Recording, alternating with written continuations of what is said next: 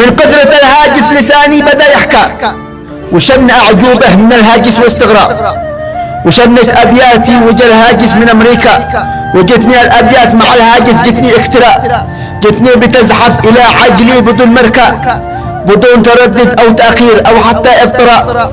أكبر خسارة بتخسر صديق عليه توكا، وأكبر خسارة تفرقه وقت العتاء، وأكبر خسارة فراقه ساعة الضنكا. إذا خسرت أغلى صديق زاد فيك العذاب، حنين القلب بعد الروح حنين ما يحكى، حنينه في فراق الوفي حنين ما له أخطاء. والصديق الوفي في الشدة بندقه فك الأمان في شده لجل الحساب، يحاسب الأعداء حساب يدقهم دكا، في كل موقف والوفي هو مثل السحاب، يظلل عليك من خلفك وفي الأمام مركا. أما ضعيف النفس يوطي على وجه بالحجاب، وقت الشدائد يفرقه وقام عليك يبكى، ويطعنك من خلفك ويضمد الجرح بالتراب. وسلام.